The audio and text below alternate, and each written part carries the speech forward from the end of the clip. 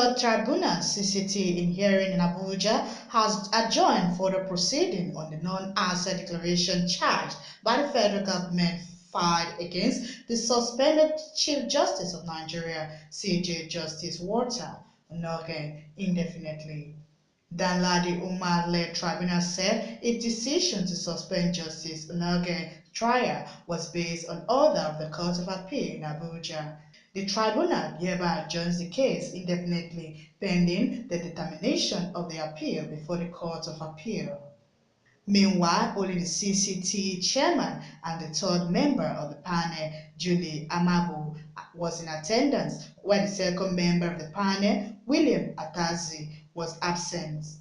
Whereas the chairman relied on Section 306 of the Administration of Criminal Justice Act 2015 to reject a motion Justice Onnoghen filed for the tribunal to suspend his trial and awaits the outcome of the appeal. Meanwhile, security operatives on Monday sealed off Onnoghen's chambers at the Supreme Court, even as his administrative staffs were banned from having access into any of the offices, while the acting CJ Mohammed took over and presided over about 10 cases that came up in the hearing before Supreme Court on Monday.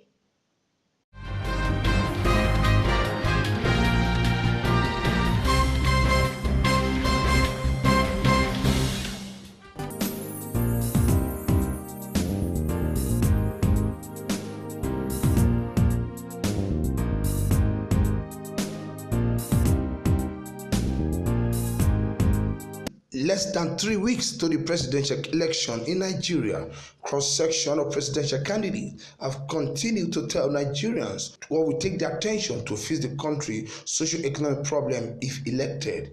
At a national debate in Abuja, yes presidential candidate Ali Soyode said his blueprint for Nigeria include youth empowerment and to engage experienced economics to turn around Nigeria. Everything for me, being a Nigerian, is exciting. And as I said, yes, the first letter of that word, yes, is why. Why for the youth? What do we do? I'm a youth. I'm still very youthful. Though, my first child is a medical doctor. Apart from that, then you have to be realistic. What do we need to do to engage our youth? I believe we can go into the field of sport, entertainment, because everybody once in a while, sit down and start talking about the global sport. And individual people are created who then become individual rich people. We have a Nigerian who somehow, Nigeria missed the mark, and now he's a heavyweight boxer of the world. The first person that might end up becoming a $1 billion person is Nigerian, Anthony Joshua Blessing. As we move on, then we have to talk about the economy. What do we do to get out of this so-called poverty of the world? We need to look at the economy. And this economy, we have people who are economists, and they know what to do. But you see, you can never find talent unless you are talented. Presidential candidate of ANRP, Tope Fashua, said it has what it takes to lead Nigeria from May 29 this year as an economist. Fashua also kicked against the low budget implementation for the country. We have a rudderless economy. We have already loss of dignity on the part of everybody. We have a disunited country, and also we are rather on all the bad indices, in terms of poverty, inequality, and what have you. As an economist, I've already been on the streets, pushing my ideas, and I can actually let you know that some of them have been taken on. I'm saying that Nigeria should be growing at double digit. That's one of the good ideas I have. Double digit growth rate. And I found out that countries that are matured right now, they grew at that rate, 15–12%. Anyone that checked, like countries like the US, the UK, way back in the 50s and 60s. And I say, why can Nigeria not do the same? Because, of course, we're a toddler economy. We're a toddler economy. We're still doing and selling primary products. And I believe that by now we should be challenging ourselves to move forward very briskly. I'm also saying that Nigeria's budgeting is too low, because I've done my research and found out that Nigeria has the second lowest budget per capita in the world, only after DR Congo. And of course, we have the lowest budget to GDP in the world. And so I'm challenging Nigeria to do 15 trillion naira immediately. And when I come in as president in May 29, 2019, one of the first things we're going to be doing is to review that budget, because we have the capacity. If we say we're the largest economy in Africa, why are we doing 1/6 the budget of South Africa, and half the budget of Angola, and 1/4 the budget of Egypt, meaning that we're not providing for our people. John Dara of ASD said his government will see to the upgrading of living standard of the poor people. I'm coming on board as the next president by the grace of God because I believe you need strong leadership. You need an ideologically driven program, and this party, Alliance of Social Democrats, is arguably the only ideological platform on this podium tonight. The truth of the matter is that a social democratic agenda includes free enterprise, it includes democracy, but it also includes a special attention to the disadvantaged and those who need government intervention. This is what is different from the Bretton Woods-driven policies we've been operating, which has been insensitive to the needs of the poor. Our country is at war with itself. There's a need for a leader who can bridge the gap between the North and the South, the gap between the rich and the poor, the gap between ideas and implementation, the gap between the poor and the rich. We have a lot of great ideas. As I said in my introduction, I've been in 4 national conferences. In a sense, I'm a walking encyclopedia of the recommended solutions. In his submission, the presidential candidate of BNPP, Reverend Esosai Izeyam, said is out to fix the leadership problems of the country. Nigeria has remained where it is today primarily because of failure of leadership. We have found a solution, and we have a solution. It's captured in a 10-point agenda: economic prosperity, youth empowerment and inclusion in governance, rapidly improve power supply in all 774 local government areas of Nigeria, national security, and national unity. The ADP presidential candidate, Yabaji Sani, pledged to tap into the abundant solid minerals resources of the country to make Nigeria great. We got to ensure that those God-given resources like oil and gas, agriculture, and other sectors of the economy are aggressively developed. Nigeria is so blessed that today we are number 6 on the list of the countries exporting crude oil and gas, that is members of OPEC. We are in fact number 3 when you talk about gas exports. So Nigeria is a possible country in terms of growing the economy of this country.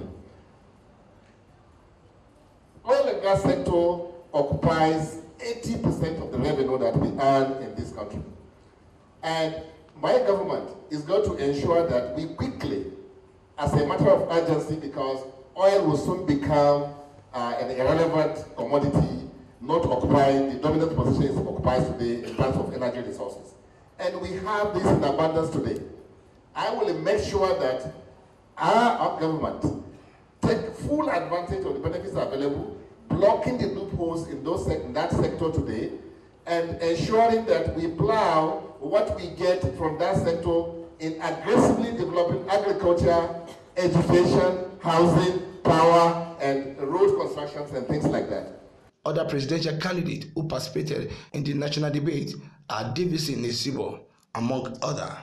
The national debate was put together by the Nigerian Youth Decide Diamond Youth Transformation with support from Ben TV, London, BBC, NTA, and other media houses.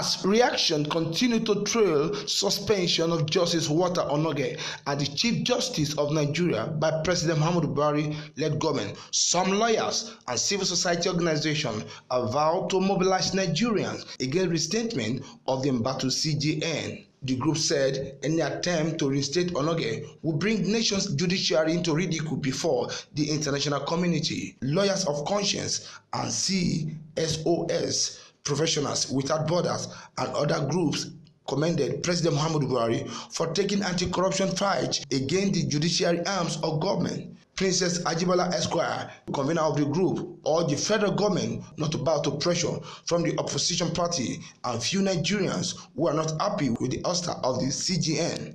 Speaking at the World Press Conference, Ajibola said the entire war against corruption will be meaningless if the judiciary continues to remain rotten, since the conviction rate has remained dismal, even though many suspected corrupt persons have been arraigned.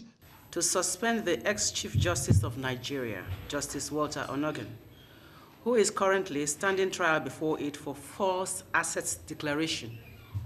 Naturally, since nature abhors vacuum, the President has sworn in the next in line, Justice Tanko Muhammad, as acting Chief Justice of Nigeria. Since even corruption has company, expectantly, there has been reactions to this development.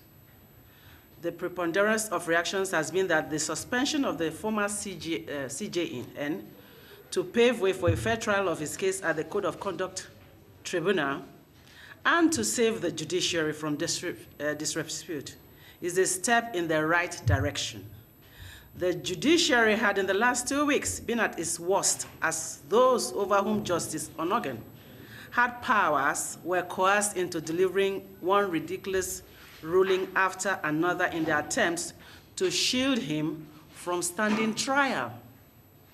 However, a narrow but fierce minority, please take note, fierce minority has launched a campaign to muddle the issues and create the impression that the removal of a CJN that willfully violated the laws of Nigeria is a rape of democracy.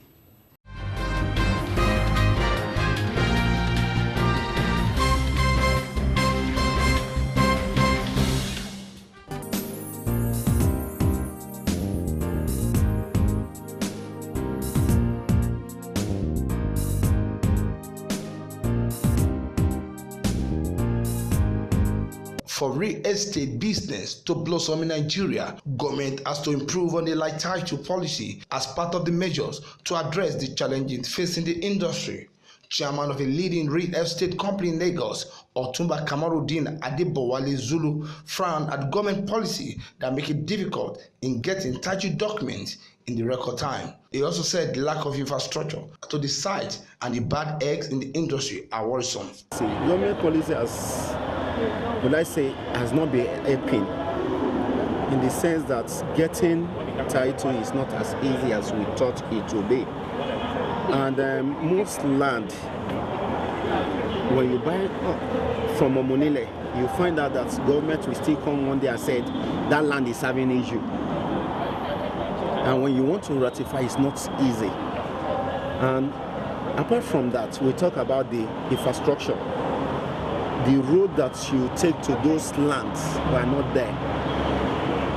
There is no drainages that you can attach your drainage to. All these things are the worry in the feed. But to God be the glory, I think Lagos State is making progress. And I know with time we'll get it all right.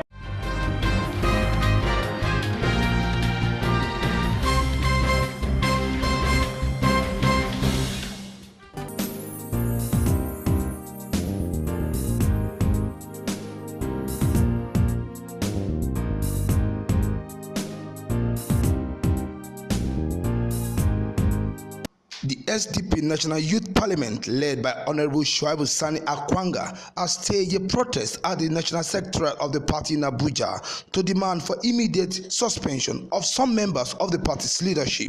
Protesting youth of the party are calling for the suspension of the Deputy National Publicity Secretary, Afam Mohammed, National Youth Leader, Comrade Stanley Nwaka, and National Treasurer, Unse Clarkson. Solidarity forever! Solidarity forever!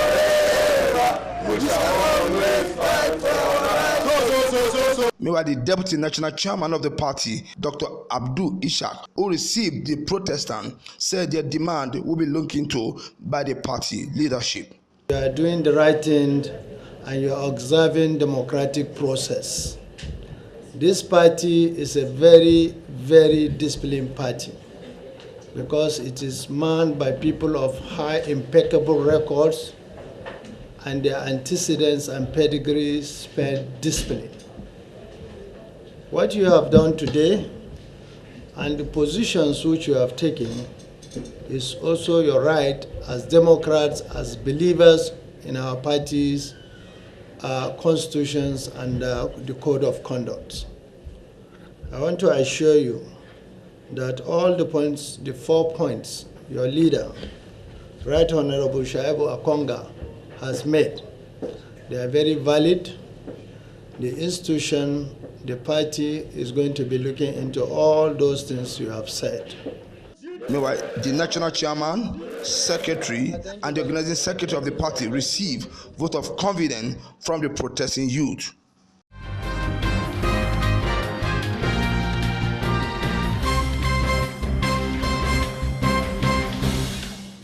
All Progressive Congress (APC) has asked the people of the southeast of Nigeria to be conscious of the PDP presidential candidate Atiku Abubakar campaign slogan for restructuring. Spokesman of APC, Larry Isaonilu, said that the PDP restructure slogan was judged for electoral value. Speaking with journalists in Abuja, APC spokesman said the proposed restructuring of the country is part of the many programs of the party. With a few members of ONSA falling for Atiku's antics, it has now become clear that the purported endorsement of Atiku's presidential ambition does not enjoy the support of most of the good people of the Southeast. One of such proofs is the statement by the Anambra State government dissociating the state from the dubious endorsement of Atiku contained in the equally disputed communique. It will now seem that the few people in RNSA are trying to misrepresent the interests of the Indigo, and we wonder whether these people are part of Atiku's friends that he has promised to make rich as a cardinal policy of his government. Many questions beg for answers. Besides the deceitful restructuring promise, what else do the Indigo stand to gain from an Atiku's presidency? Nothing. Could it be that Atiku and the PDP restructuring rhetoric is selective and bespoke for specific audiences? The answer is yes. Atiku's restructuring rhetoric is simply a convenient, simplistic, and populist gimmick aimed at wiping up and exploit perceived sentiments ahead of the 2019 general elections.